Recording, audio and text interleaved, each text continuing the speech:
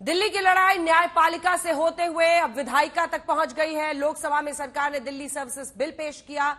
ये बिल जब कानून बन जाएगा तो दिल्ली और पोस्टिंग पर एक तरह से केंद्र सरकार का अधिकार। बिल के विरोध में समर्थन में जुटाने के लिए केजरीवाल ने काफी मेहनत की। बिल के विरोध में खड़ी हैं, लेकिन कोई फायदा नहीं रहेगा। आपको बता दें कि इंडिया जो विपक्षी गठबंधन है उसमें केजरीवाल और आम आदमी पार्टी की यह शर्त थी कि इस बिल पर कम से कम विपक्ष पर कांग्रेस पार्टी आम आदमी पार्टी का साथ दे। हो रहा क्योंकि नंबर गेम सरकार के पक्ष में है। ठीक उसी तरह के खिलाफ अविश्वास प्रस्ताव पर भी विपक्ष का नंबर गेम में देख रहे हैं कि दिल्ली बिल से क्या बदलेगा। मई में सुप्रीम कोर्ट ने अधिकारियों की पोस्टिंग का अधिकार दिल्ली सरकार को दिया। फिर एक हफ्ते के बाद ही केंद्र सरकार ने ऑर्डिनेंस यानी अध्यादेश के जरिए सुप्रीम कोर्ट के फैसले को पलट दिया था, जिसकी वजह से फिर दिल्ली सरकार अपने अधिकारियों की पोस्टिंग्स, उनके तबादले नहीं कर सकती थी।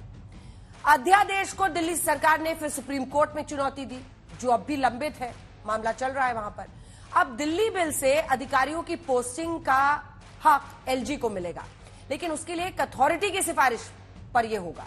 उस अथॉरिटी के अध्यक्ष दिल्ली के मुख्यमंत्री होंगे, लेकिन बाकी के 2 सदस्य दिल्ली के बड़े अधिकारी होंगे। विवाद की स्थिति में एलजी का फैसला मान्य होगा। आपको हम ये भी दिखा रहे हैं कि अधिकारियों की पोस्टिंग और तबादले को लेकर सुप्रीम कोर्ट ने अपने फैसले में क्या कहा था। सुप्रीम कोर्ट ने कहा था कि केंद्र का ज्यादा दखल ना हो और उपराज्यपाल सरकार की सलाह पर काम करे। हम आपको यह भी दिखा रहे हैं कि बिल पास हुआ तो केजरीवाल सरकार को झटका कैसे लगेगा।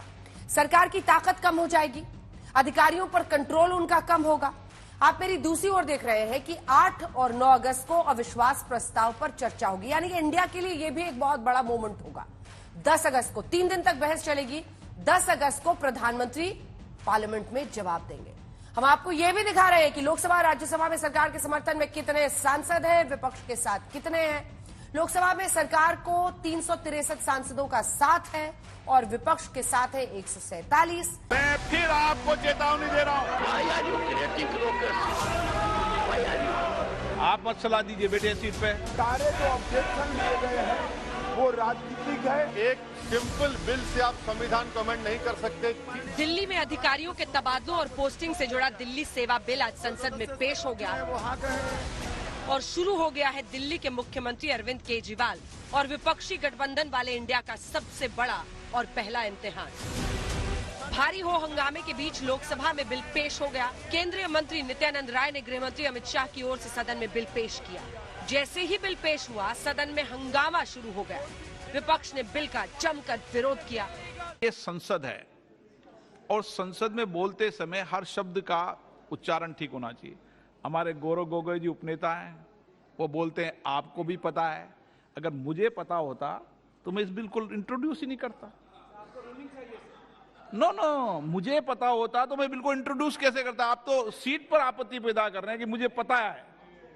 मुझे पता होता तो मैं इंट्रोड्यूस कैसे मिलता। ये तो बहुत बड़ा विषय हो जाएगा। नो, इन शब्दों को वापस लो। ऐसे चलिए, चाहता हूं सर, मुझे संरक्षण की आपका संरक्षण चाहता हूं कि आपके पीठ से एक निर्देश जाए कि ये जो बिल है सब्सटेंटिव पॉलिसी नहीं है। गृह मंत्री अमित शाह ने कहा ये विरोध राजनीतिक है। संविधान इस सदन को कानून बनाने का अधिकार देता है। सुप्रीम कोर्ट के आदेश में ही कहा गया है कि अगर केंद्र सरकार को लगता है तो वो कानून बना सकती है। कांग्रेस पार्टी ने धावा बोल दिया, कहा सरकार संविधान को कमजोर कर रही है। बिल सुप्रीम कोर्ट के फैसले के खिलाफ है।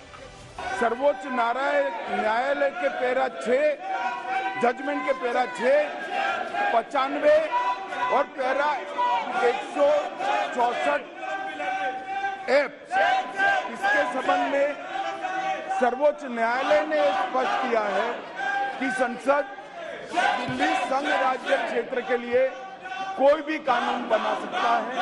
अतः ये सारे जो ऑब्जेक्शन लिए गए हैं वो राजनीतिक है। इस प्रकार ये विधायक संविधान का स्पष्ट उल्लंघन है, क्योंकि अनुच्छेद 239 के स्पष्ट रूप से दिल्ली विधानसभा को राज्य और समवर्ती सूची में सूचीबद्ध मामले पर कानून बनाने की शक्ति प्रदान करता है।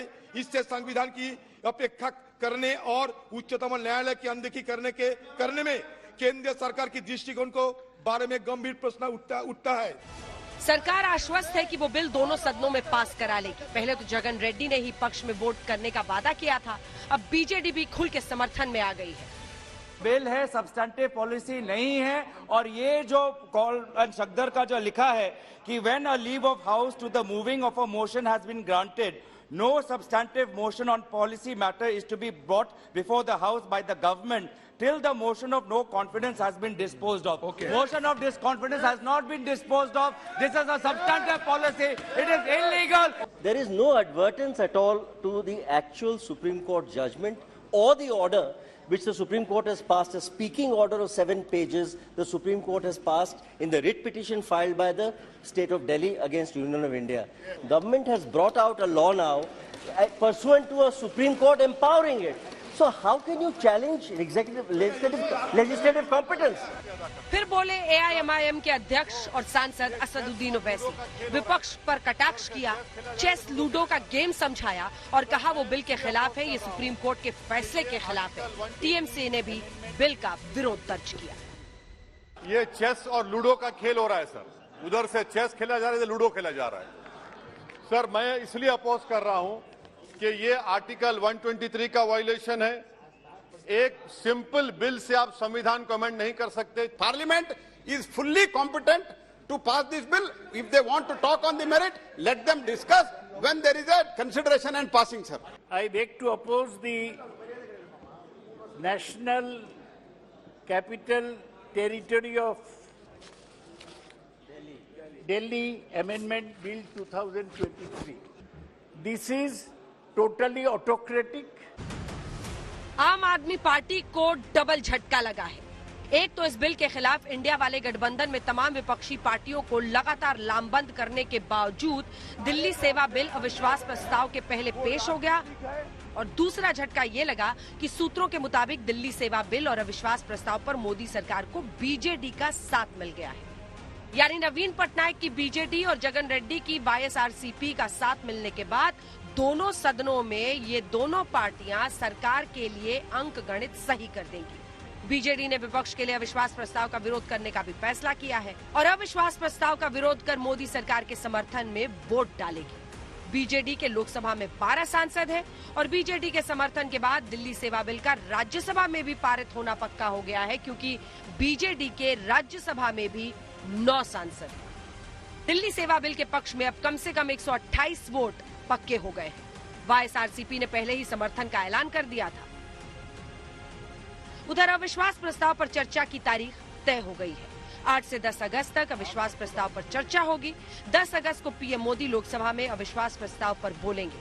3 दिन तक बहस चलेगी और तीसरे दिन पीएम मोदी जवाब देंगे। आज तक ब्यूरो।